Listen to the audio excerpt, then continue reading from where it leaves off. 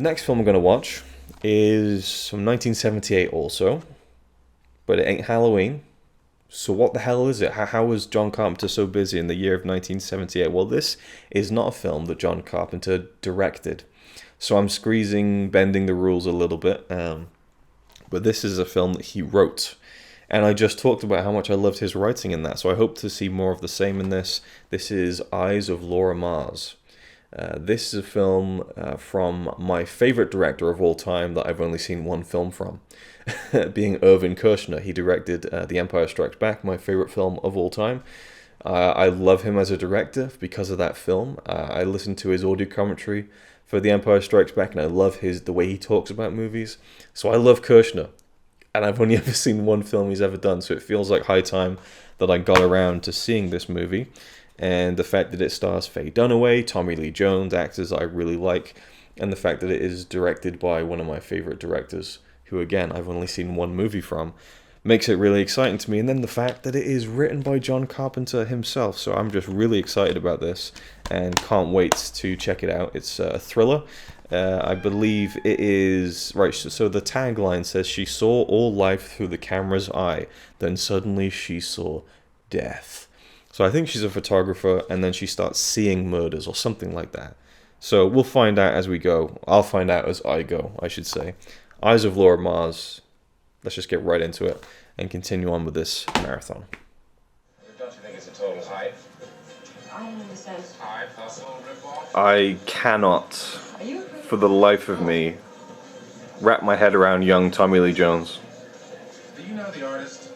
He should just always be an old man. I don't know. It's just weird. I know her very well. Well, if you see her, will you point her out to me? Because... Alright. Let's talk about the eyes of Laura Mars. So it is currently 9:45. I don't know where this time just keeps slipping away from me, you know? Anyway, so let's just waste no more time talking about that kind of stuff. Eyes of Laura Mars, the glare of Laura Mars. So this film is about a photographer called Laura Mars, played by Faye Dunaway, who specializes in a controversial type of style of photography in which he depicts these glamorous models in various states of murderous actions. So she has kind of like half-dressed women, you know, half naked, killing people and all this kind of in weird situations, and she gets very popular and also very hated at the same time. She has this big gallery opening at the beginning of the film. Everyone's clamoring for a piece of Laura Mars, and she's the talk of the photography town in New York. And at the beginning of the movie, we see a vision that she has of one of her subjects that she took a portrait of in one of her books get murdered. And the next day she finds out that that person was murdered. And so we find out that basically Laura Mars has this ability to see into the eyes of a killer who is tracking down and murdering people connected to her.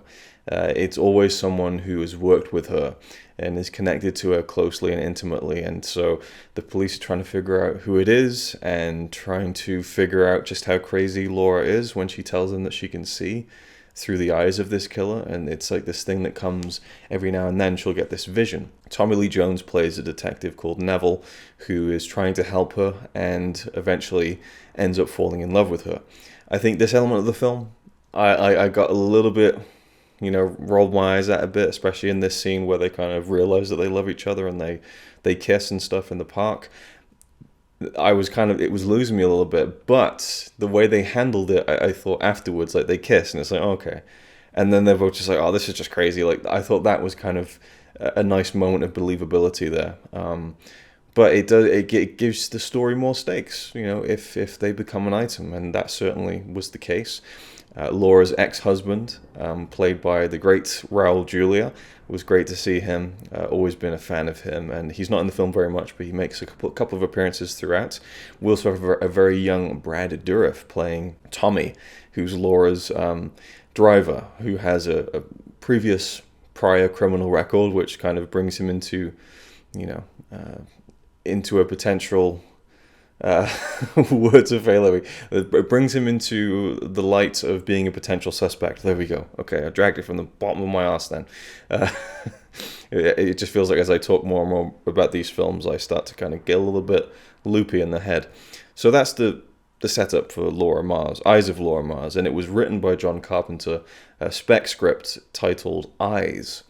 So I didn't actually realize this had been rewritten, and I rewatched the ending with the commentary from Irvin Kershner, and he basically almost speaks disdainfully about the original script, saying it was nothing more than just a regular old thriller, and he would only agree to direct the film if he could change things and make it into a story that had more resonance towards the end. So the identity of the killer and the ending were reworked pretty heavily from what I understand.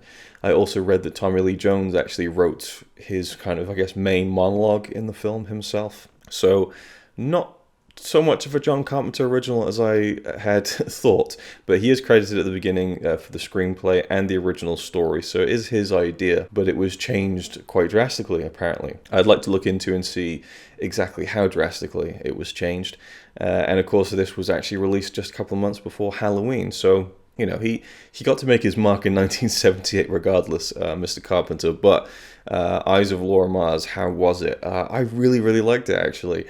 Looking online, not a lot of people love this one. They think it's pretty misguided. Didn't get very good reviews at the time. And yeah, I think someone called it at the time, The Eyes of Lurid Mess. So, one of those things where it's been a little bit divisive. Perhaps even worse than that, a film people are very meh on. You know, they don't really particularly dislike it, they don't particularly like it, which is just a death knell, I think, for any film. But I really, really enjoyed it. Not as much, actually, as Someone's Watching Me, and I think that this film is a much more accomplished film than Someone's Watching Me. I think the acting in this film is a lot better. I think that the direction is a lot better. I think that there's some really good stuff in this. The way that it's shot and everything, the way we see through the eyes of this killer, the mystery of who this killer is, why Laura has a connection to them. That psychic connection is never really explained. I think that's probably best left unexplained. I would have hated a kind of Psycho style, so here's why she could, at the end of the movie, just a 5-minute explanation scene. So, yeah. But the ending I thought was awesome, because it is a kind of whodunit, who's doing it, I suppose. And I just thought that was towards the end, when it became apparent that, okay, we're in the home stretch now. We're going to find out who it is.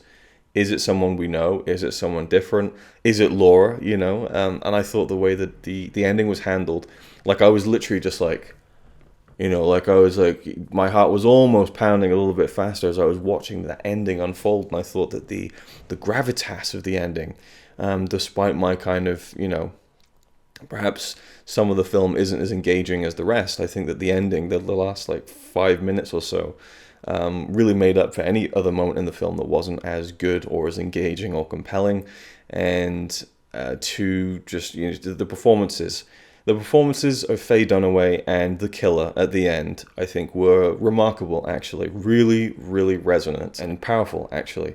So there's a real great visual at the end as well, which kind of goes away to explain the killer more than, again, a 5-minute kind of sit down, here's what happened, exposition scene would. So when you can convey something visually, I mean, it's kind of hinted at in the dialogue, but there's a visual with the mirror that I think worked so well. Like, that was a really nice touch, and I think that probably is where Irvin Kershner stepped in, or at least there is another man who's credited with writing the films. I'm assuming he came in to rewrite certain sections of it, but I really, really liked it. I thought it was a very good film, and I enjoyed seeing New York in the 70s, just really, really enjoyed it, and we'll definitely watch it again.